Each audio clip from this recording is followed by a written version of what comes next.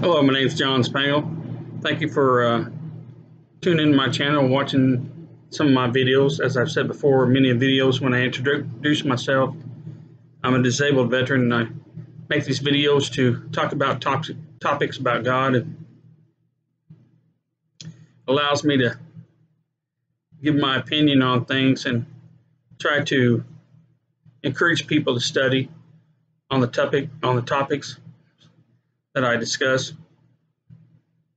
Since it's a way for me to, as I say, discuss with people since I'm not able to get out because of my disability and be with people. The subject I want to talk about is mythical creatures in the Bible. I just touched on a few. And my first reference I'm going to use is the book of Enoch, 60th chapter, verses 7 through 8. A lot of times people will say the book of Enoch is a book that was left out of the canon of the Bible. It's not true. There was 3 books that were referenced by some of the disciples that you can use as a study along with the Bible, being God's true scriptures of God's word. And that is the book of Enoch, the book of Jasper, and Josephus' works. And these books are study guides along with God's word, but not to be in place of. And it's not something like a Book of Mormon that it's John Smith supposedly talked to the angel Gabriel, made this complete book of the Book of Mormon to follow along with scriptures. This is totally different. That's the reason why we go into Dead Sea Scrolls. And Dead Sea Scrolls are the Old Testament plus the book of Enoch and the Copper Scroll. So it authenticates what was found and what we could look at and what has been used for study. But the book of Enoch talks about the first mythical creature that I'm going to talk about in the Bible. It's the behemoth. The book of Enoch, behemoth is the primal, unconquering monster of the land of As. Leviathan is the primal monster of the waters and of the sea, and Ziz is the primal monster of the sky. According to this text, Leviathan lives in the abyss, while Behemoth, the land monster, lives on an invisible desert east of the Garden of Eden. So let's go to reference about where Behemoth first shows up in the Bible. And it's the book of Job, 40th chapter, verses 15 through 24. God is testing Job. Satan is up in heaven. He's allowed to be in heaven, and he is talking about how many people that are thankful for God or giving blessings daily to God are people that God had blessed, and no one's really being punished or in agony or have health issues or anything like that. If they would not be blessing God still. So God allowed Satan to do things to Job to prove his point. But the 40th chapter of Job, verses 15 to 24. Behold now, Behemoth, which I made thee, he eateth grass as an ox. Lo, now his strength is in his bends, and his force is in his navel of his belly. He moveth his tail like a cedar. The sinews of his stones are wrapped together. His bones are as strong as pieces of brass, and his bones are like bars of iron. He is the chief of the ways of God. He that made him can make his sword approach on top of him. Surely the mountains bring forth food, where all the beasts of the field play. He lieth under the shady trees in the covert of the reed and fens. The shady trees cover him with their shadow. The willows of the brook compass him about. Behold, he drinketh of a river, and hasteth not. He trusteth that he can draw up the Jordan into his mouth. He taketh with his eyes, his nose pierced through snares. A lot of times when it talks about the river and things, the River Jordan, people try to put the behemoth as the hippopotamus. You know, I don't. Hippopotamus is a very strong creature, of course, but the way the creature is described here is very detailed. A lot of times in the Bible, if you study God's word and you look at, take a moment and really read and look at what is being told, it's a very big picture put in your mind. I wish I had that talent to draw, but I'm not very good at art. But I would draw more of a brontosaurus type animal for the behemoth because of the descriptions that's made. Being a low and strength in his loins and the navel of his belly, a big belly beast, which people would say hippopotamus like that. But then when it talks about his tail moveth like a cedar, cedars of Lebanon are very long cedar trees, 40 to 70 feet long. One type of tree is noted type of cedar is rare, can go up to 115 feet long. So the tail of a brontosaurus is very long. I don't see this as being the tail of a hippopotamus. A lot of times we get stuck on this Earth is millions of years old. I don't buy that, and I'll do a video in the future about the age of the Earth. The reason why the Earth looks so old is because of the erosion made by the worldwide flood.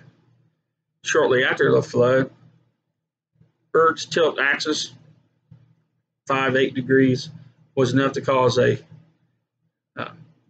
ice age. I believe the ice age happened right after flood. If you look at all your fossil records of everything, to me, it's proof of worldwide flood. You have fossils all over. And there's a lot of things that a lot of times we're not taught in school, because who rules this country? Or in the country, who rules the world right now? It's Satan, the big deceiver.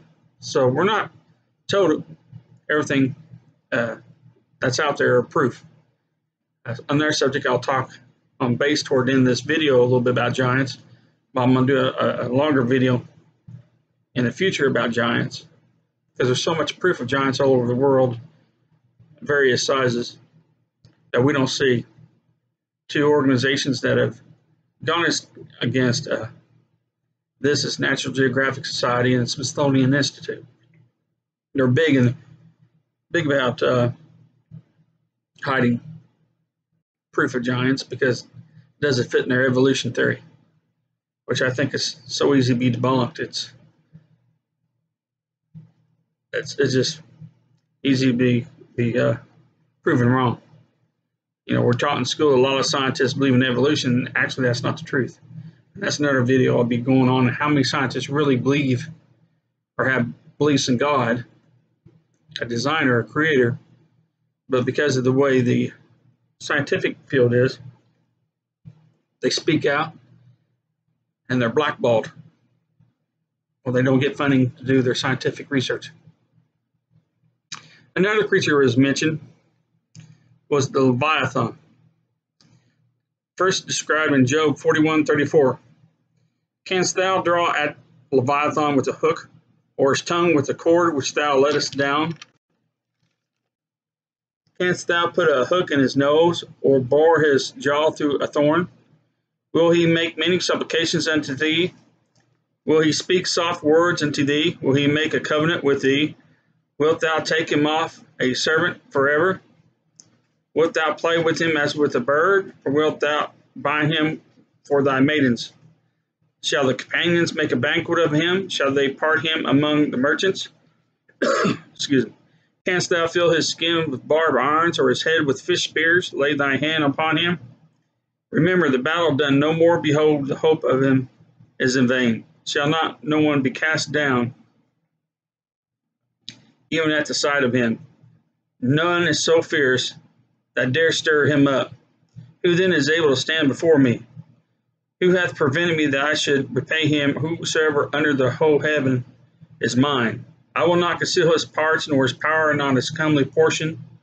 Who can discover the face of his garment? Or who can come to him with his double bride? Who can open doors of his face? His teeth are terrible round about.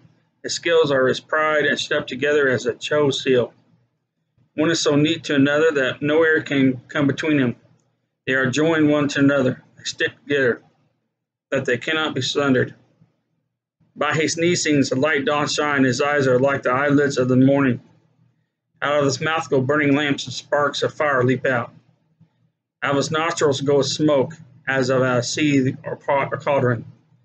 His breath kindleth the coals, a flame goeth out of his mouth, in his neck remaineth strength, and sorrow is turned into joy before him. The flakes of his flesh are joined together. They are firm in themselves, they cannot be moved. His heart is as firm as stone, yea, his heart is a piece of the nether milestone. When he raises up himself, the mighty are afraid. By reason the breakings to purify themselves. The sword of him that cannot laugh at him cannot hold the spear, the dart, nor the habergeon. He esteemeth iron as a straw, and brass as a rotten wood. The arrow cannot make him flee. Slingstones are turned with him into stubble. Darts are counted as stubble. He laugheth at the shaking of a spear. Sharp stones are under him. He spreadeth sharp pointed things out upon the mire. He maketh the deep to boil like a pot. He maketh the sea like a pot of ointment. He maketh the path to shine after him. One would think the deep to be hoary. Upon earth there is not his like, who is made without fear. He beholdeth all high things. He is a king over all the children of pride.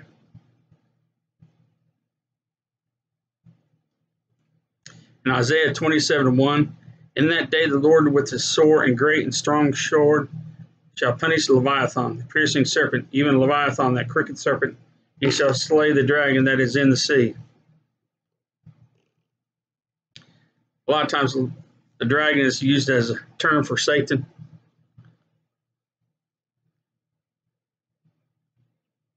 But the Leviathan is a fierce water dragon that spews out fire.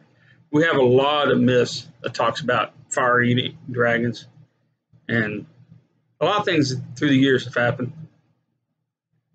Today, because of sin, there was death. Before the Garden of Eden, there was no death. When the Garden of Eden was made, God made all the creatures at one time was made. He made Eden. Included the dinosaurs and everything at that point. Made them all together. There's no death. A lot of scientists like to put out that the Earth is millions of years old. Dinosaurs died out by an asteroid or something else. And then later, man evolved from an ape and all this hogwash. There is so much proof that early man was smart. Proof that archaeologists have found buildings and remains that we cannot replicate today. Buildings, temples made out, things made out of stone that weigh tons. And I'm not talking 100 ton or 200 ton. I mean, huge monstrous things. It's my little kitty up there in the tree again. He's like that all day long. Hey, boo. Huge monstrous things that we can't make. The pyramids in Giza are made in such precision, and we're not capable of making anything like that today. But they want to tell you that man is ignorant and he comes from a monkey or something else. It's just crazy. Man was great because he's made by God perfect. And because of sin, we've de-evolved, not evolved. And there are many stories of like a behemoth creature or a leviathan creature. These are in the Bible, just two little things. I talked about Book Enoch, then the two references are talked about for leviathan and one for the behemoth. Obviously, these were creatures that God used for example. Everybody could see. They were great creatures that were alive then, may not be alive now. There's so many parts in our oceans that we do not. But there's more death in the ocean than there's land mass. So this leviathan creature can still be alive. It's not like it cannot be. It's just we don't see it as much. There's another creature that was talked about in the book of Enoch, also was mentioned once in the Bible, in the book of Psalm, 50th chapter, verse 11. And it's a reference to it, but even though it's not mentioned here, a lot of scholars talk about it pertaining to this creature, and it's, I know all the fowls of the mountains and the wild beasts of the field are mine. And it's called the Ziz, this large bird that I talked about in the book of Enoch. All Jewish folklore with talk about Behemoth, Leviathan, and Ziz. Now, if you want a more in-depth talk about not just these mythical creatures I'm talking about in the Bible, but all over the world, if you, I send an email to the owner of the Mythical Factory YouTube channel called Mythical Factory. And sorry, my speech is not very well. It's Mythical Factory. And I asked them if I could refer to them because the knowledge they put out is very good. I was looking at doing my research, and I started looking at different. I made 6 pages of just mythical creatures from all over the world and different cultures, and I was just looking at things online after I made my 6 pages of notes here for this, for my mythical creatures in the Bible, and I found this YouTube channel that's very informative, and I really like what they've done. So I emailed them asking if I could talk about them in the video. So all these creatures I talk about are on that. You can find all but a couple of them. I think the pit locust I'll be talking about in the book of Revelation. It's not in that page, but there's well over 50 mythical creatures. Very interesting. They're on that page. The next creature I'm going to talk about, touch base a little bit on, is unicorns. I had a guy kind of give me a smart aleck comment one time. Said he didn't believe in the Bible because, I mean, come on, man, the Bible's got unicorns in it. I've not seen a unicorn. Well, I'm about to describe what a unicorn is to you. The unicorn of the Bible is not a horse with a horn at all. That's a made up creature. I don't think there was any such thing or ever was. Unfortunately, the people of this world take symbols, remake things, and they also take things that are godly and make it an abomination.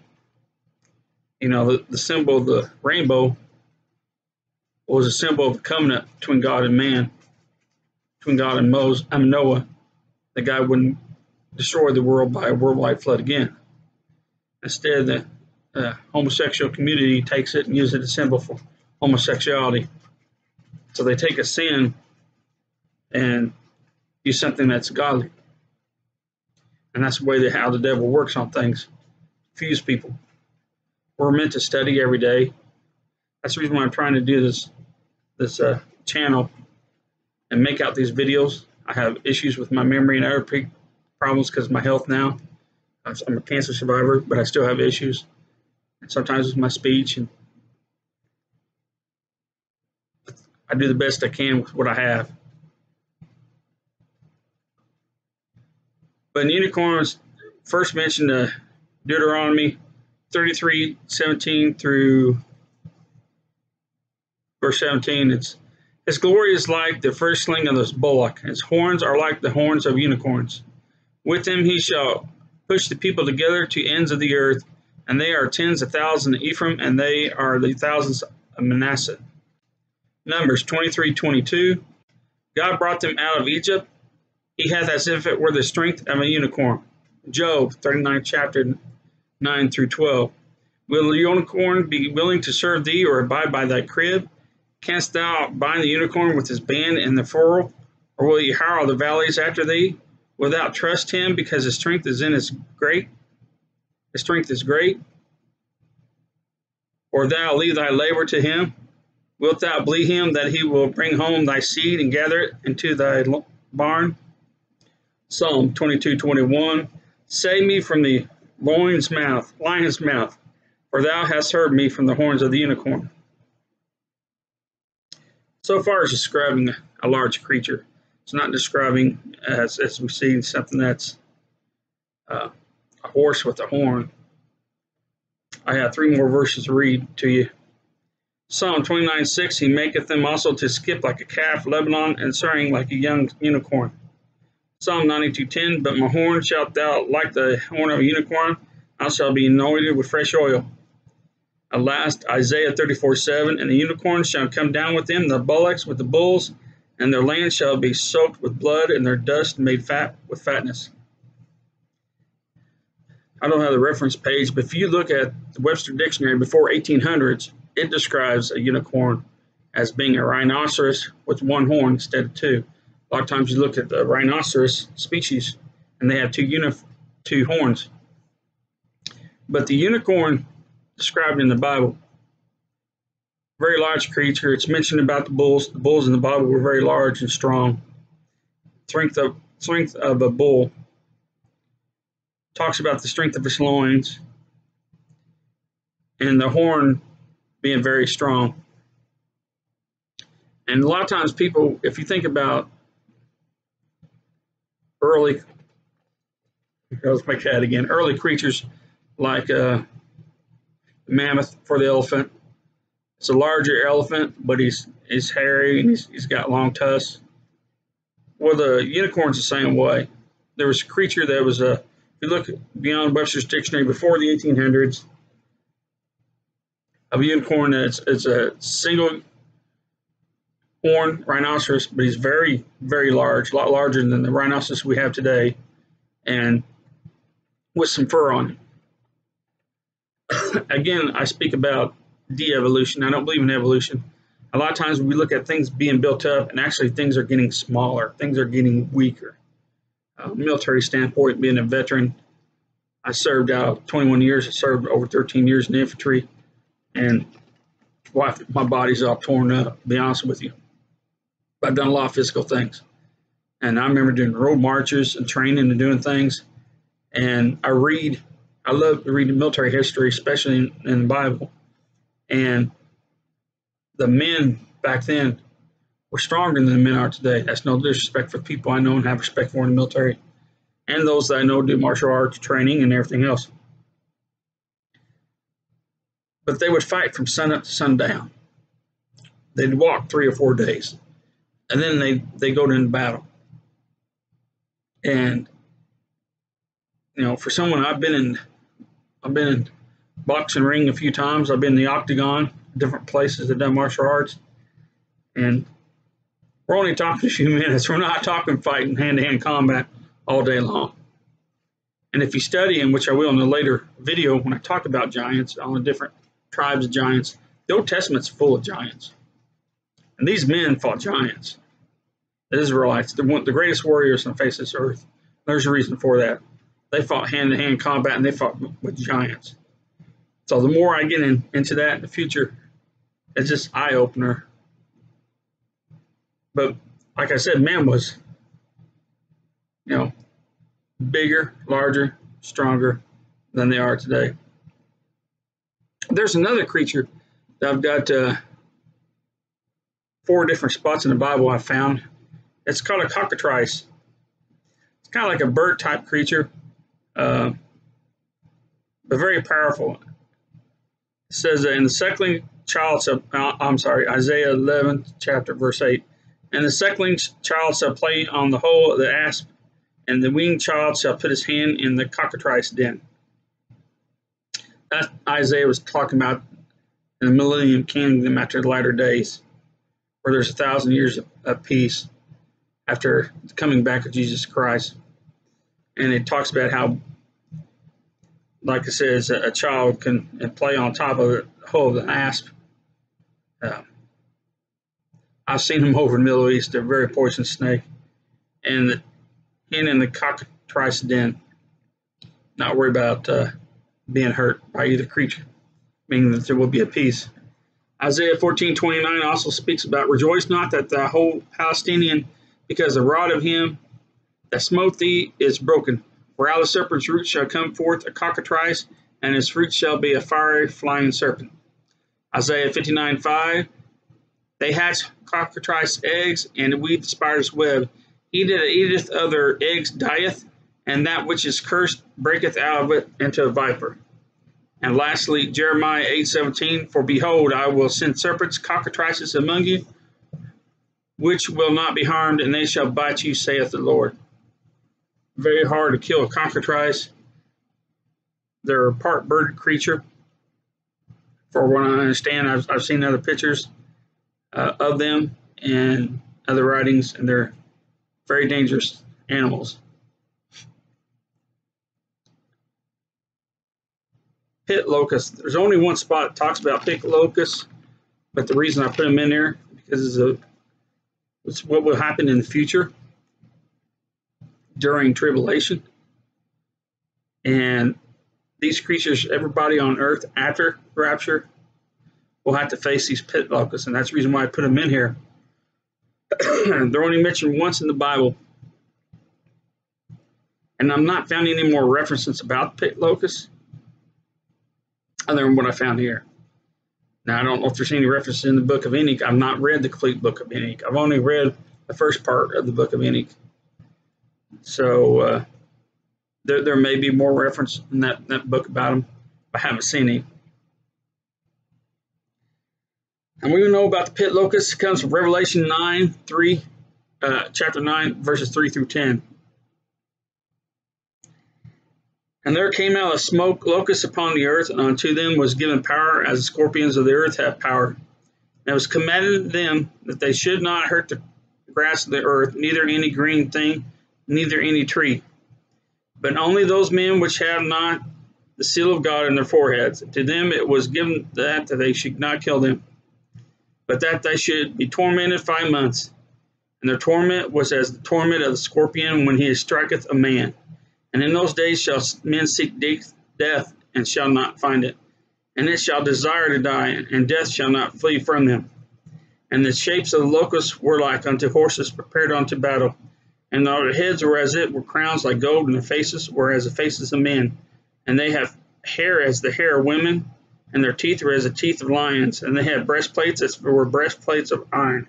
And the sound of their wings was as the sound of chariots and many horses running to battle. And they had tails like unto scorpions, and there were stings in their tails, and their power was to hurt men 5 months. I listened to a lot of people I really admire. One of them is Steve Quayle. I'll give him a reference. He's a very smart man. And Tom Horn, L.A. Marzulli, excuse me, or others I listen to and study. And when I listen, I use God's word. I don't just take the man's word on anything. And he talks a lot about creatures that will be coming in the future that will be striking against man. But the interesting thing about the pit locusts is that, man, they are so desperate. They want death and they can't find it. And there's a lot of work being done now with our scientists over DNA where we're trying to prolong our lives and stuff.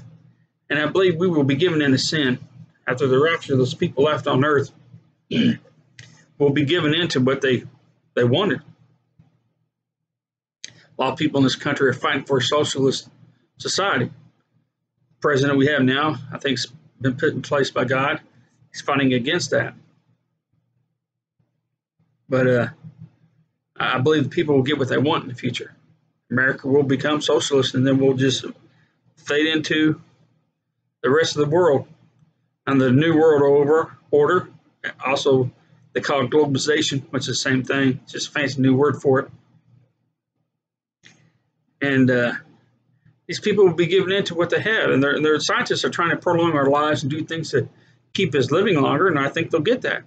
They'll get that, and they'll live longer, and then they'll wish they weren't living as long or fighting off the diseases and stuff because these locusts come and they're in so much pain and agony for months.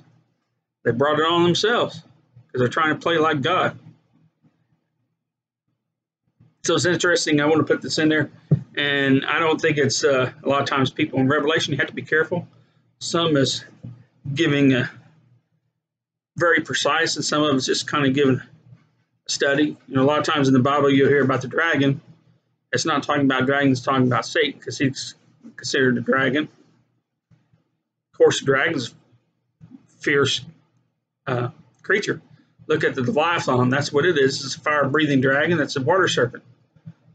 Also, now I touched up on, I didn't want to go into a lot about angels In a future video, I will about the angels of heaven that I know of in the different stages, and maybe later in about demons.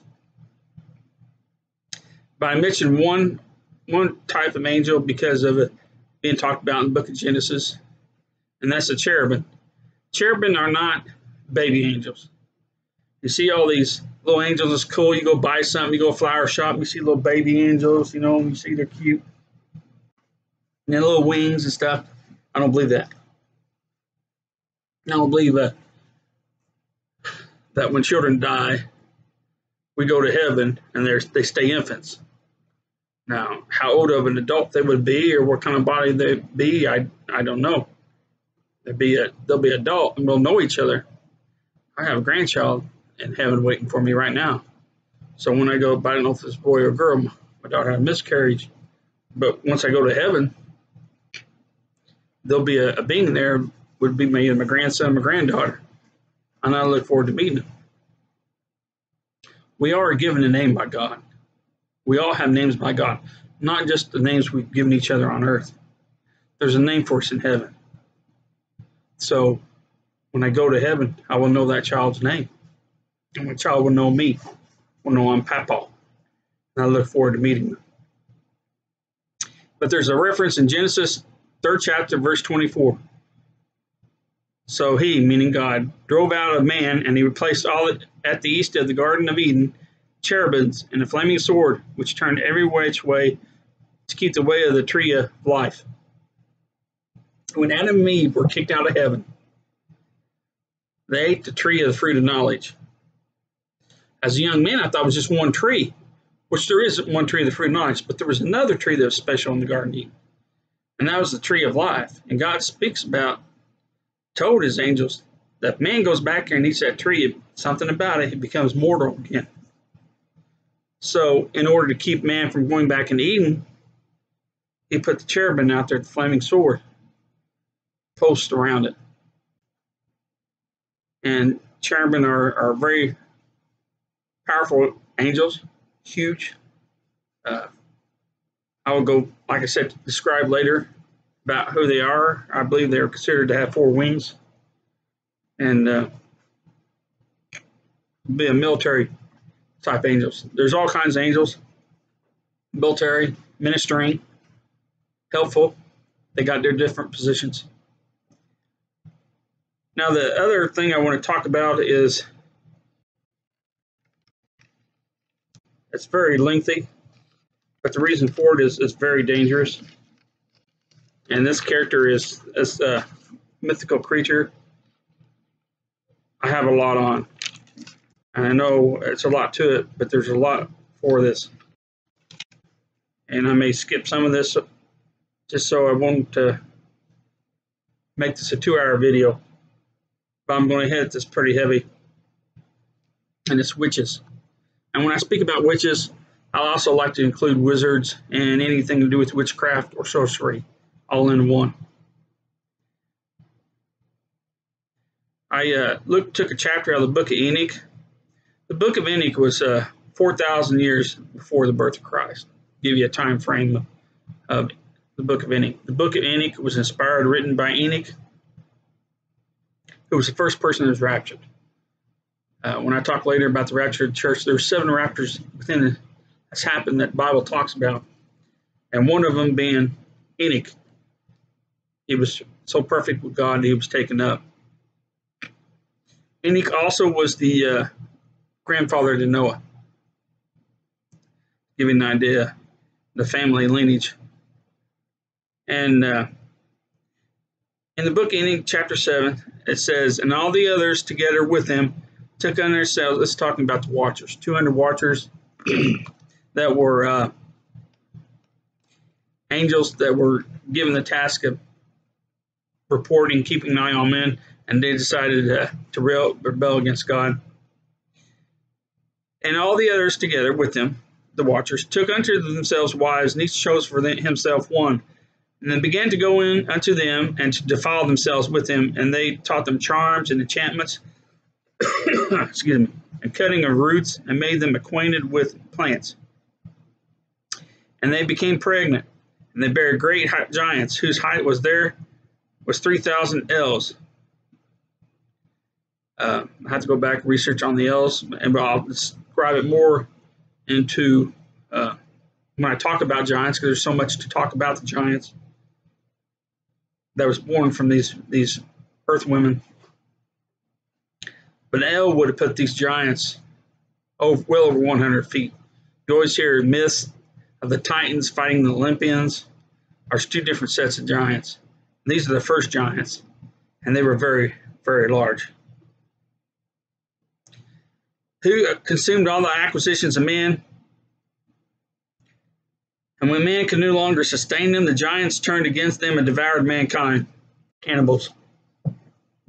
They became cannibals. And they began to sin against birds and beasts and reptiles and fish, and to devour one another's flesh and drink blood. Then the earth laid accusation against the lawless ones. Blood is very important. Jesus Christ was the blood sacrifice for us. That's how we were able to be saved.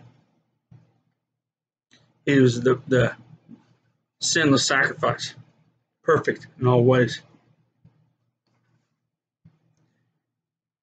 But the giants did things to mixing of DNA, birds, beasts, all kinds of animals. All kinds of creatures were being made at this time. And what this is under Satan, it's a mixing of God's DNA, trying to make their own creations. And under Luciferian tradition, witch blood, elven blood, fairy blood, that is possessed by witches and wizards. In other words, the witches and wizards had the witch blood in them, or elven blood, or fairy blood. And actually, the elven blood, fairy blood, these are demonic creatures. I do believe in elves, not in playing video games. I like to play Skyrim, play video games, and have these creatures. A lot of times you go Scandinavia as one place where there's places in Ireland to this day the government believes in fairies, and when they do things like, I was reading where they had earlier when I was doing my research, where they had one area where they were doing apartment areas in Ireland, and there was some rock there, and a clairvoyant came up to them and petitioned the government that they need time to remove these two huge rocks, because there was a fairy village there. And the government did that. They held off building that apartment complex for months until they got those huge rocks moved. And these were huge rocks. I mean, they weighed like a ton apiece. They were very big. And then they built the apartment complex. They're very serious. But God says, which I will show you in a bit, you don't talk to a clairvoyant.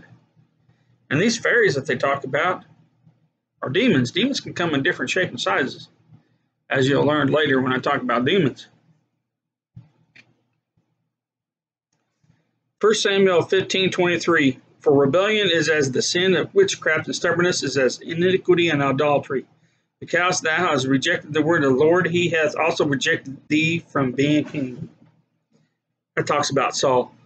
Excuse me. Where Saul rebels later on. You'll read about that in a minute. And causes death by dealing with a witch. Being a wizard is just as bad. I met someone overseas one time who claimed to be a wizard. He wanted me to join his group. I was going through a rough time, trying to change my life around. I got involved in a lot of things, doing a lot of stuff, partying, doing things that I knew was wrong. I was on Guam. I was in the Air Force. I was in the Air Force 8 years before I got out, and then went in the Army National Guard Infantry for 13 years. And I served the Air Force during Desert Storm, and then later, Enduring Freedom, I was in infantry. I did a 15-month deployment in Iraq. Lost a couple good buddies there, and saw a lot of things I wish I hadn't seen. I met a wizard once, one of the guys I knew in the Air Force, and he wanted me to join the group. He seen me come there as a Christian, supposedly, and then first time away from home. I've given a testimony video before. And I got involved in a lot of things, and I just went downhill slide. But I turned my life around. I prayed to God for help, and He was there for me. But I was in a bad place. And I witnessed a lot of things, spiritually, through the spirit world, that I didn't expect. I didn't know how to handle it, anything like that. I never claim that I'm such a perfect person and that I have special spiritual insight to my Heavenly Father. I'm a sinful man. I'm just thankful for the sacrifice that He made for me that I could be saved. But I don't tell many people about this, and I haven't tell these videos.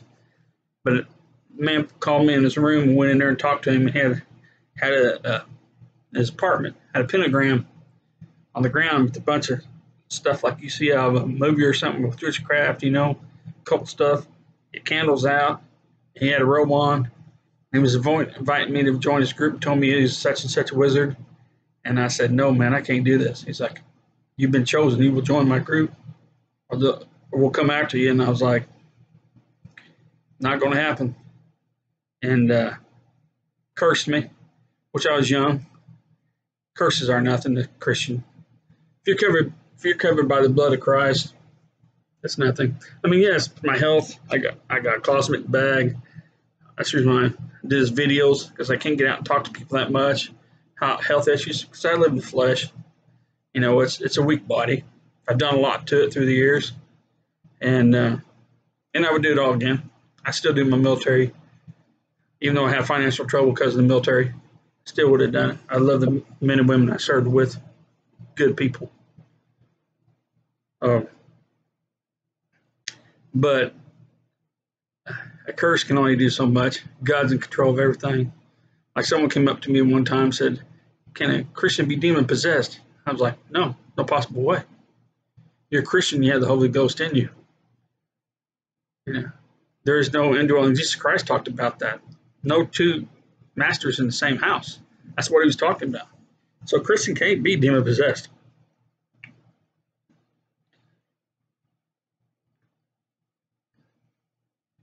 But curses, you go to God, like Paul says, our battles, God will take care of us.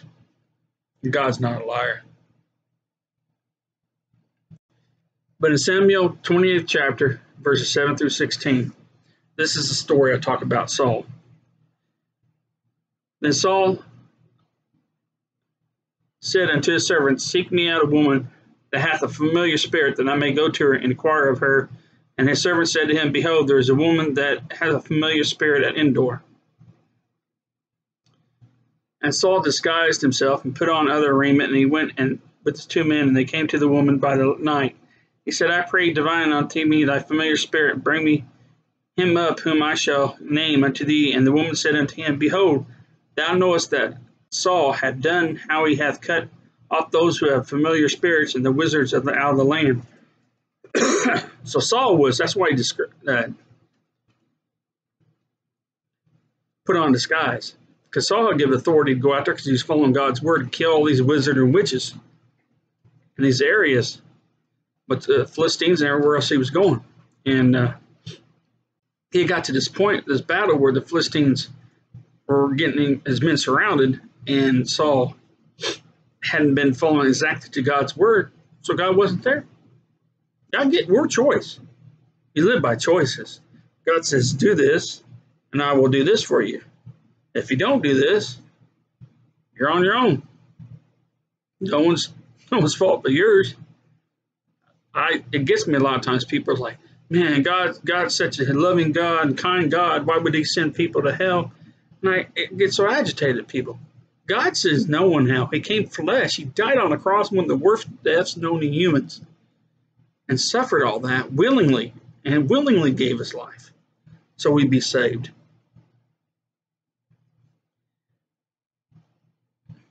And when people's like, well, they choose hell. Hell's a choice. You choose to do this and this and this, live according to God, or you choose not to. It's all you. Same as it's all me. I can't make the choices for anybody in my family, no matter how I love them. They got to make their own choice. And I have to live with it. It's eternity. So God left him. He's about to be destroyed. He's badly outnumbered. So he decided to go to the witch. Wherefore thou layest a snare for my life to cause me death. And Saul swore to her by the Lord, saying, As the Lord liveth, there shall not pay punishment unto thee for this thing. Then said the woman, Who shall I bring up thee? And he said, Bring me up Samuel. When the woman saw Samuel, she cried with a loud voice. And the woman spoke to Saul, saying, Why hast thou deceived me? For thou art Saul. And the king said unto her, Be not afraid, for what sawest thou? And the woman said unto Saul, I saw gods ascending out of the earth. And he said unto her, What form is he of? And she said, An old man cometh up, and he is covered with a mantle. And Saul perceived that it was Samuel. And he stooped with his face to the ground and bowed himself. And Samuel said to Saul, Why hast thou disquieted me to bring me up? And Saul answered, I am sore distressed, for the Philistines make war against me, and God has departed from me, and answered me no more, neither by the prophets nor by the dreams. Therefore I have called thee. What thou makest mine unto me, what I shall do. Then said Samuel, Wherefore thou dost ask of me, seeing the Lord is departed from thee, and is become thine enemy? Saul couldn't do nothing for him. And he sealed his doom by doing this. This is why Saul died in battle. Him and his son Jonathan got separated in this battle later. And Saul has a servant help him and falls on his own sword. In other words, he killed himself. Make sure his servant helped him to do it, because he knew he was going to be taken by the enemy. Also, Leviticus 19:31, regard not them that have familiar spirits, neither seek after wizards to be defiled by them. I am the Lord your God. He is being very stern. You do not mess with these wizards and witches. And a lot of times you'll see with the the witches, that they have familiar spirits. They communicate with the dead. And, well, not the dead people. They're communicating with demons, claiming to be different. If you're in somewhere and you would see a spirit and you would see like a ghost, that's a demon. Leviticus 26, and the soul that turneth after such as having familiar spirits, and after wizards go to a whoring after them, I will even set my face against that soul, and will cut him off from among his people. Leviticus 20:27, man also or a woman that hath a familiar spirit, or that is a wizard, shall surely be put to death. They shall stone them with stones, their blood shall be upon them. Isaiah 19:3, and the spirit of Egypt shall fill the midst thereof, and will destroy the counsel thereof, and they shall seek to the idols, and to the charmers, and to them that have familiar spirits, and to the wizards. God is very stern about witchcraft. Remember the story of Moses, where God sent Moses into Egypt to let his people go. First, he had an audience with the Pharaoh. Moses didn't want to do it. He had a speech problem. I don't know if it's as bad as mine or worse. But God told him what to do. He told him to take his rod, and the Pharaoh authenticate what he was doing, and lay the rod down. It would turn into a snake, and later he picked that rod up. By the end, it would turn back to a rod again. When I talk rod, it's a big staff. It's about like a quarter staff, 6 foot long. 6 foot 6 inches long. And so he did that. And then the Pharaoh told his magicians to do the same trick, and they did. But what happened was their 3 rods turned into serpents. The snake that came out of Moses' rod crawled over, killed all 3 of those, had a fight with those 3, killed them, ate them.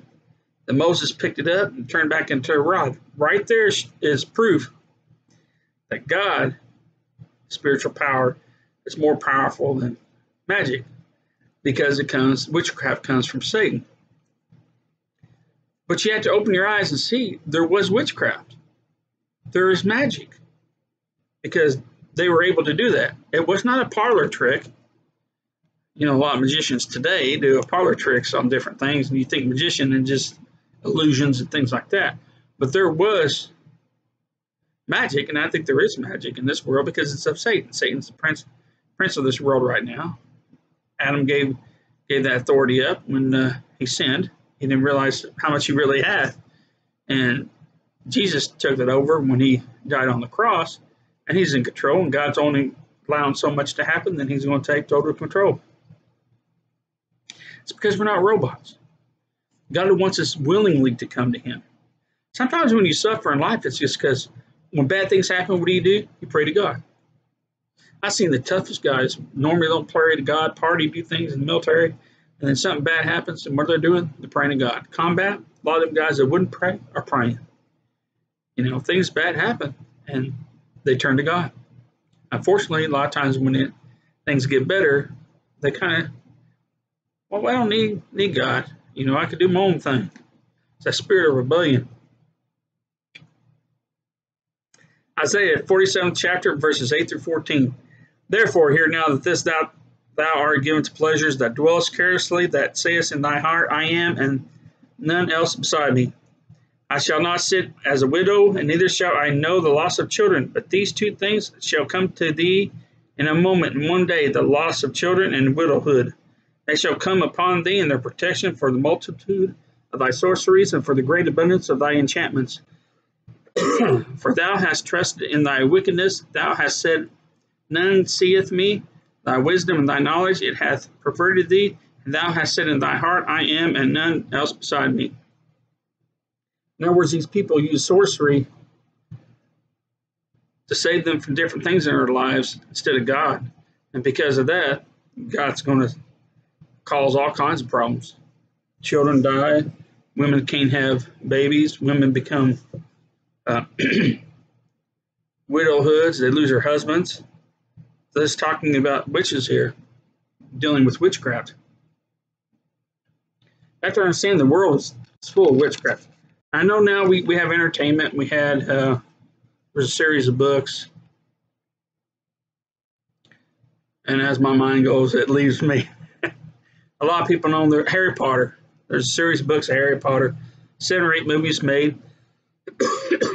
Entertainment, Harry Potter, and kids were like, "This is fantastic," but that's evil. Nothing cool about it. Nothing good about it. Pure evil.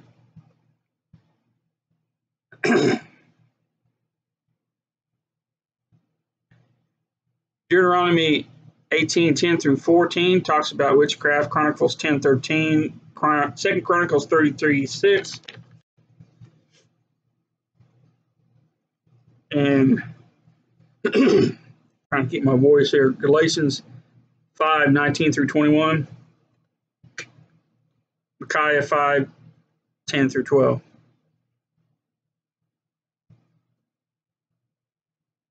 At last, I'll speak about Revelation 21:8 about witches. But the fearful and unbelievers and the abominable murderers and whore rakers and sorcerers, idolaters, and all liars shall have their part in the lake which is burneth with the fire and brimstone, which is the second death. Sorcerers being the wizards and the witches. They're going to the lake of fire if you deal with witchcraft, period. So people must be careful of what they do and what they have. In witchcraft, you could take something and, like a charm, that's exactly what it is. You put something on that. It could be an object. As a Christian, those things you shouldn't mess with it. Because you could have things in a home that can affect your house, affect people around you, can bring sickness. Because everybody may not be in your house saved. You're a parent, you're saved, your child bring home a trinket somewhere, could have a curse on it. Well, that's not going to affect you as a Christian, but it's going to affect your child because it may not be that strong in the word yet. Or maybe a rebellious teenager. I know we all kind of get rebellious when we're teenagers. I definitely was. And puts a lot of danger there. You have to be careful with witchcraft and witchcraft symbols. Next thing I'm going to talk about briefly And since I'm going to do it about giants, and later I'll be doing a video on this since there's so many. There's over 26 tribes of giants in the Old Testament. A lot of the battles in the Old Testament were with giants, and I'll get more into that, but I just touch base on it. The last mythical creatures in the Bible here, and first off is Nephilim. Genesis 6, chapter 1 through 4. And it came to pass when men began to multiply on the face of the earth, and daughters were born unto them, that the sons of God saw the daughters of men, and that they were fair, and they took them wives, all which they chose. The Lord, my spirit, shall not always strive with man, for that he is also flesh, yet his days shall be 120 years. There were giants in the earth in those days, and also after that, when the sons of men came unto the daughters of men, to bear children to them, the same became the mighty men which were of old, men of renown. You have to realize on the giants, to get a better picture of things,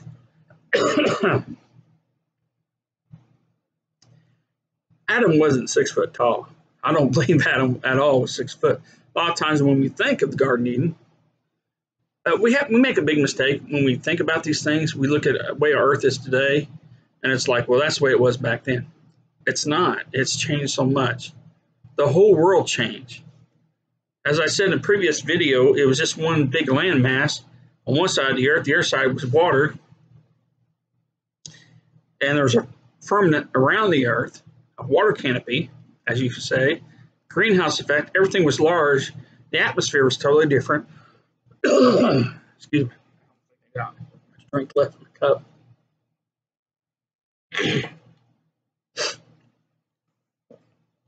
Sorry. It was a totally different environment.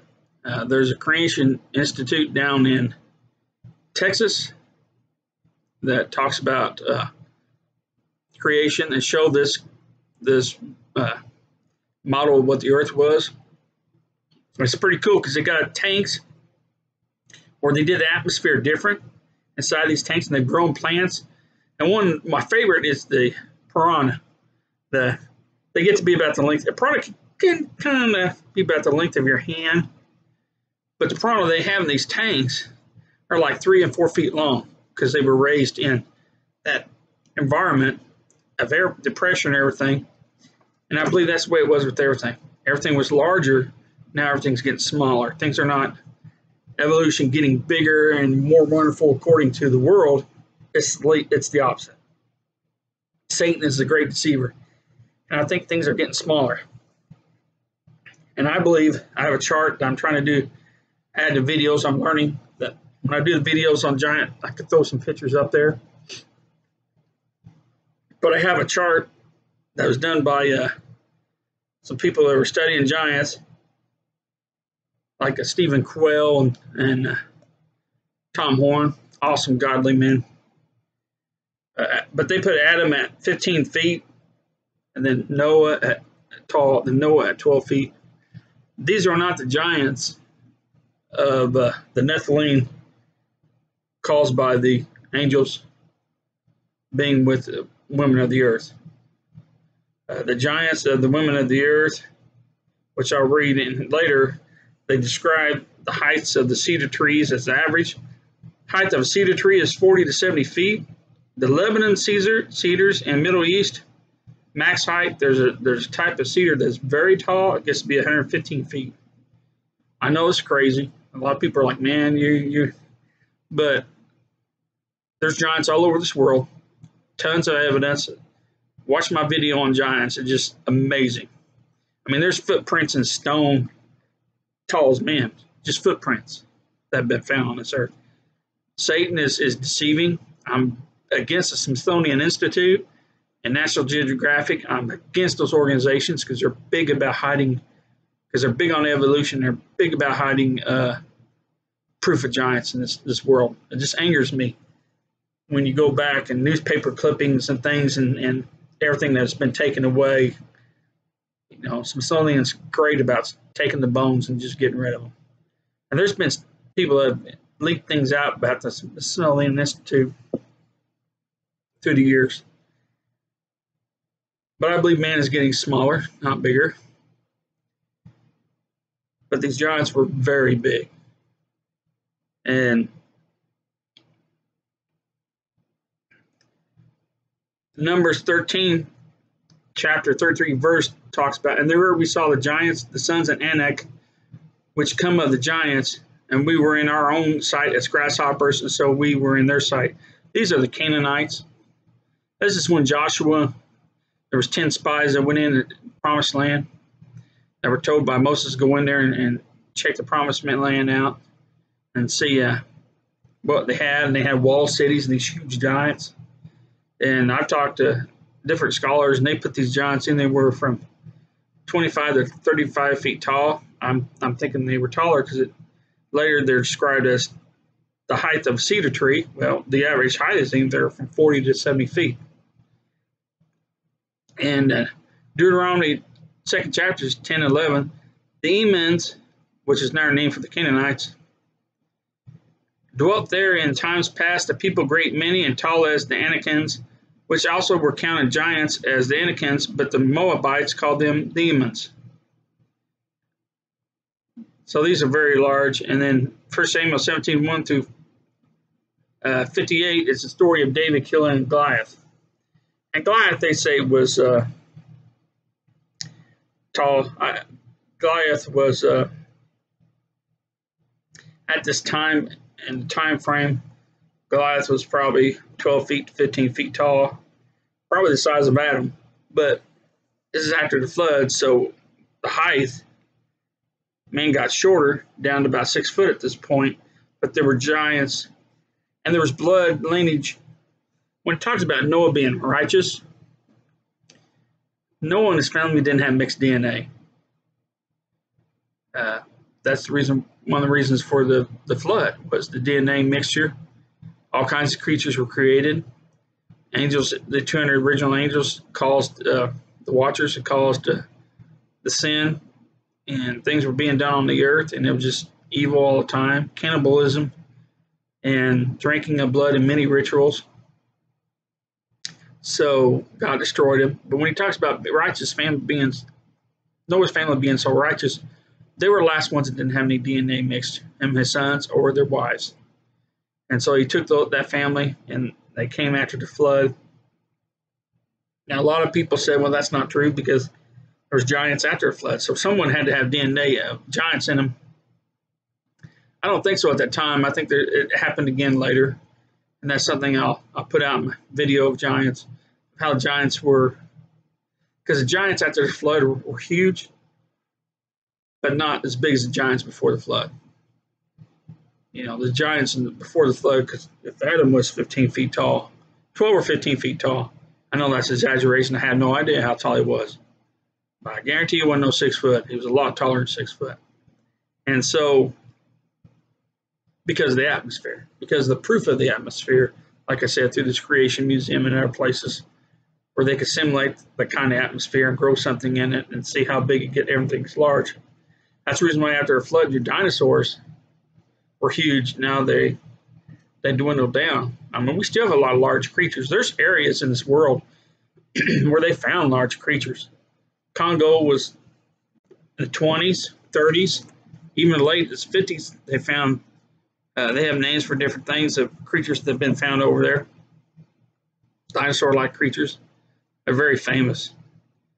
And Solomon Islands, it talks about a race of giants. In 2003, there was talk about the Afghan giant. That's all over. That's through L.A. Marzulli, one of the people I follow, a really godly man. And he talks about a lot of things. He's been wrong about stuff, and he'll come back and say, I'm wrong. You know, but one thing that talks about is the Afghan giant. And that happened was around the time I was in Iraq, because I met some guys in Kuwait. We talked, special forces, just met them in Chow Hall. And we got to talking, and they had talked about something that just happened recent. I don't know if it was recent at that moment or when, and it was, they were talking about that Afghan giant, these two men. And I didn't think nothing of it. And then later, because I've seen some pretty tall people. So northern Iraq, you know, there's some talk. And then later, L.A. Marzulli, years later, or 10 years later, put out the thing I saw about the Afghan giant. And some things ring true. And that rings true to me. I think there's giants still here, but they're put in their place for a reason. But David killing Goliath, David was 14, 16 years old. He was known as the child giant killer. And he picked up 5 stones. It talks about it where he picked up 5 stones because Goliath had 4 brothers, which were later killed by some of the men under David when he became a leader. And he threw the stone. The stone didn't kill Goliath. The stone knocked him on his butt, knocked him out. Hit him up here, knocked him back, and then David took the sword and cut his head off. Now you go back, I've seen some research they've done with the type of helmets they wore, the Philistines, and they would come up here on you, which big height difference there. So when he's doing because I've seen guys, I met a guy overseas that was busting solid concrete blocks with rocks with this slingshot. I was like, man, I want to learn how to do that. And he showed me how to do the slingshot. And it's just amazing how fast and destructive those things, and those guys are accurate. You have to realize David, as a shepherd, he had a staff and a slingshot. And then he had to fight. They had bears, not as big as our bears over in America, but they're a smaller bear over there. They had bears, wolves, lions, and he had to fend his sheep. And it was his responsibility. And they fended that sheep many times against those creatures. So they were accurate with that slingshot. But it says, Amos 2nd chapter, verses 9 through 10. Yet destroyed I the Amorite before them, whose height was like the height of the cedars, and he was strong as the oaks. Yet I destroyed his fruit from above and his roots from beneath. And as I brought you up from the land of Egypt, led you 40 years through the wilderness to possess the land of the Amorite. And that's where we come up with the height of a cedar, average 40 to 70 feet tall. And I believe these giants were 40 to 70 feet tall. I truly believe that. But like I said, my next video will be about giants in the Bible and the different tribes. And offhand, there's around about at least 26 tribes. And then there was like 22 giants named in the Old Testament. So it's going to be a very interesting video. And I'm thankful that you listened to this video. Hopefully you can take a little bit out of it and get some information and study on your own. And look at this. Now, there's other creatures I didn't talk about. They're mythical. People say there's some references to vampires because it talks about the drinking of blood, but I've never really. I looked at 10 different verses in the Bible, talk about the blood, and I really don't see where it very definitive on being a vampire. But I don't rule things out. There's a lot of creatures out there that are evil. There was someone talked about a werewolf, and what they use for a reference for a werewolf I disagree with. King Nebuchadnezzar was cursed by God, and for 7 years he did run around like a beast, eat grass, and talks about his hair grew long and his nails grew. Well, of course, if he's not cutting his fingernails, they're going to grow, and his hair is going to grow long. That don't mean he grew hair all over and became a wolf. I don't believe that. People try to refer that to it, and I don't. It's a stretch. I don't see it. But luckily, this gives you the option to look at things and study God's Word more. And thank you for listening to this video, and I look forward to making more in the future.